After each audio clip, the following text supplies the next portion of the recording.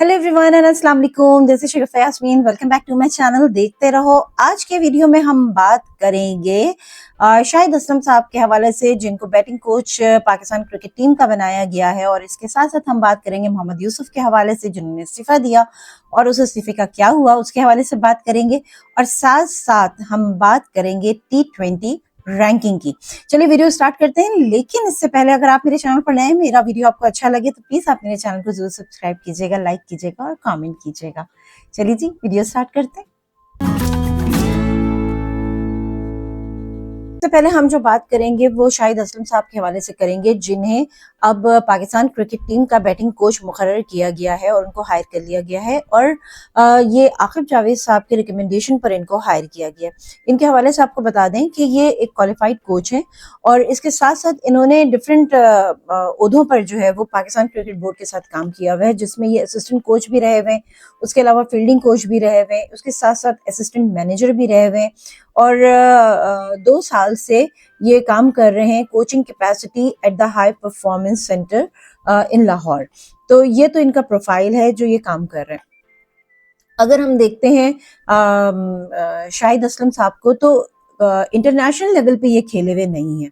ये first class cricketer रहे हैं, लेकिन ये इंटरनेशनल लेवल पर नहीं खेले हुए।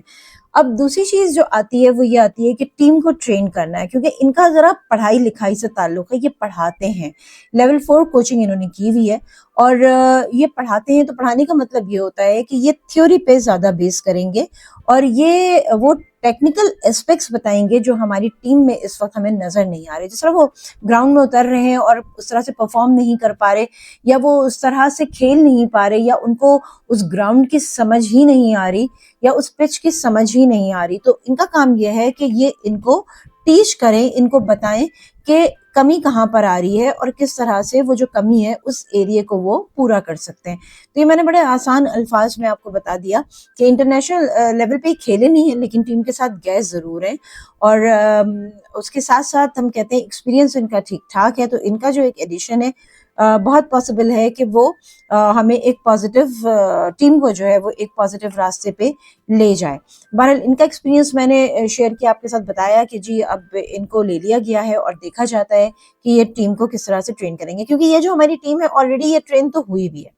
प्रैक्टिस तो इसकी खेल रहे हैं, इंटरनेशनल लेवल पे भी खेल रहे हैं, डोमेस्टिक पे भी खेल रहे हैं, तो इनको कम से कम पता तो है चीजों को। अब जो एक चीज बच रही है वो है पॉलिशिंग, टेक्निक की कमी, और उसके साथ साथ गेम अवेयरनेस की शदीद कमी हमें नजर आ रही है, कि उनके समझ में ही नहीं आता कि अब ये पैनिक की सिचुएशन हो गई, अब हमें करना क्या है। अब ये बॉलर जिस तरह मेरे सामने आया तो मुझे कौन सा शॉट खेलना है। तो ये सारी चीजें जो है इनकी कोचिंग के अंडर जो ऑलरेडी एक्सपीरियंस टीम है हमारी वो सीखेगी। अब थोड़ी सी बात कर लेते हैं मोहम्मद यूसुफ साहब की। मोहम्मद यूसुफ जो है ना वो तो एक लेजेंड है। अच्छा, अब उन्होंने कर दिया है रिजाइन, लेकिन पीसीबी ने उनका रेजिग्नेशन एक्सेप्ट नहीं किया है, और रेजिग्नेशन एक्सेप्ट नहीं किया है तो उनके सामने पेशकश रखी गई है कि भाई आप जो है ये इन 2-3 ऑप्शंस है, इनमें से कोई एक ऑप्शन जो है वो सिलेक्ट कर ले, लेकिन पीसीबी को छोड़ कर मत जाए, क्योंकि जाहिर सी बात है वो लेजेंड है, उनका खेलने का एक्सपीरियंस है, यानी इनका फील्ड का एक्सपीरियंस है नेशनल इंटरनेशनल लेवल पर।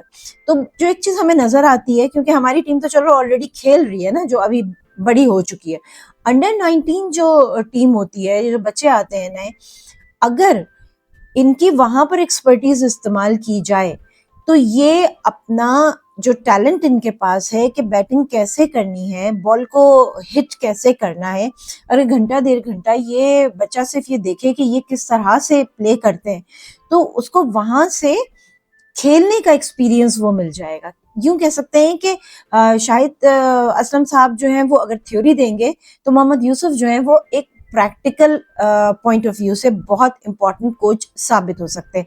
बहरहाल इनको ऑप्शन दिया गया है, लेकिन अभी इन्होंने उस ऑप्शन में से कोई भी ऑप्शन जो है वो पिक नहीं किया है।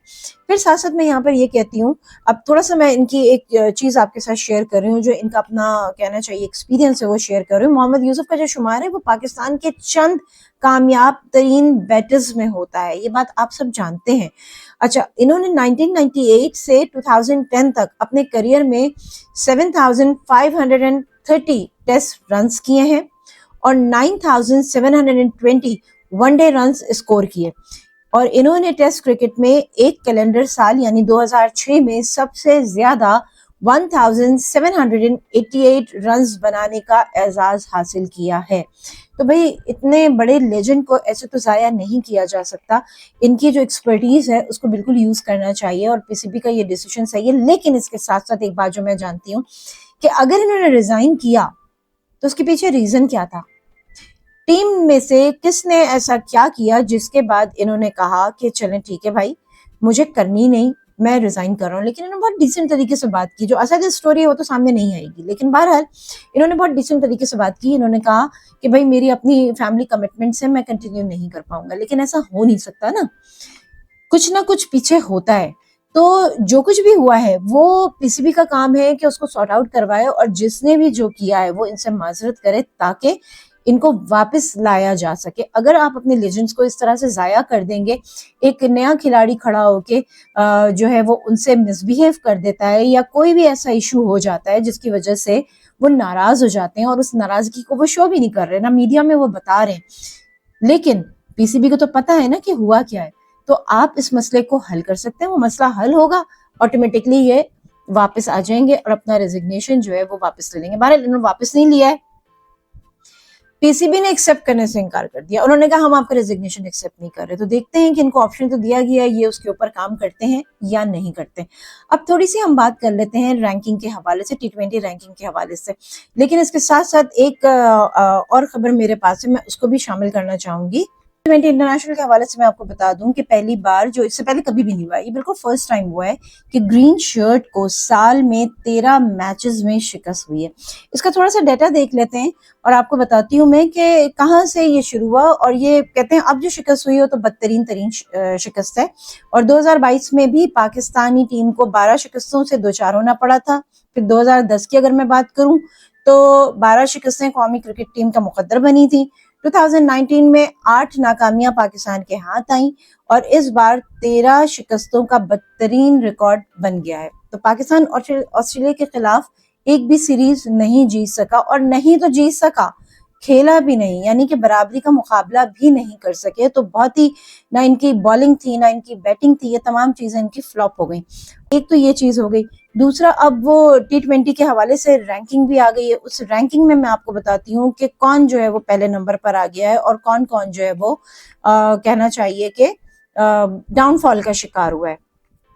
تو سب سے پہلے میں آپ کو بتاتی ہوں T20 رینکنگ جو جاری کی گئی ہے اس میں بابر اعظم اور محمد رضوان جو ہیں ان کا ڈاؤن فال ہوا ہے، یعنی کہ یہ جس درجے پہ تھے اس درجے سے نیچے آ گئے۔ آئی سی سی کی جانب سے یہ رینکنگ جاری کی گئی ہے، اور اس رینکنگ کے حوالے سے آسٹریلیا کے ٹریوس ہیڈ جو ہیں وہ پہلے نمبر پر برقرار ہیں، جبکہ انگلینڈ کے فلپ ساٹ جو ہیں وہ دوسرے نمبر پر ہیں۔ بھارت کے تلک ورما جو ہیں انہوں نے بہت اونچی چھلانگ لگائی ہے، اور وہ 69 درجے کی ترقی کے بعد تیسرے نمبر پر آ گئے ہیں۔ اس کے علاوہ بھارت کے سوریا کمار یادیو ایک درجہ تنزلی کے بعد چوتھے نمبر پر آ گئے ہیں۔ بابر اعظم ایک درجہ نیچے آئے اور 5ویں نمبر پر آ گئے۔ محمد رضوان بھی ایک درجہ نیچے آئے اور 6 نمبر پر آ گئے۔ T20 بالرز کی رینکنگ کے حوالے سے میں آپ کو بتا دیتی ہوں کہ T20 بالرز کی رینکنگ میں انگلینڈ کے عادل رشید جو ہیں وہ پہلے نمبر پر ہیں۔ اس فہرست میں سری لنکا کے وینندو ہیزارینگا جو ہیں وہ دوسرے، اور آسٹریلیا کے ایڈم زمپا جو ہیں وہ 5 درجے ترقی کر کے تیسرے نمبر پر آ گئے۔ تو یہ بالرز کے حوالے سے تھی۔ ٹاپ 20 بالرز کی فہرست میں حارث رؤف جو ہیں وہ 4 درجے ترقی کے بعد 20ویں نمبر پر آ گئے ہیں، اور حارث رؤف ٹاپ 20 میں واحد پاکستانی بالر بھی ہیں۔ T20 آل راؤنڈر رینکنگ میں بھارت کے ہاردک پانڈیا پہلی پوزیشن پر ہیں۔ اس کے علاوہ نیپال کے دیپندرا سنگھ ایری جو ہیں وہ دوسری پوزیشن برقرار ہے ان کی، جبکہ انگلینڈ کے لیام لیونگسٹن جو ہیں وہ 2 درجہ تنزلی کے بعد تیسرے پوزیشن پر چلے گئے ہیں۔ تو بھئی یہ تھا میرا آج کا ویڈیو، آئی ہوپ کہ آپ کو اچھا لگا ہوگا، اور اچھا لگا میرا ویڈیو تو ضرور میرے چینل کو سبسکرائب کیجئے، لائک کیجئے اور کامنٹ کیجئے۔ شگفتہ یاسمین کو دیجئے اجازت، پھر حاضر ہو جاؤں گی ایک نئے ویڈیو کے ساتھ۔ اپنا بہت خیال رکھیے گا، خدا حافظ۔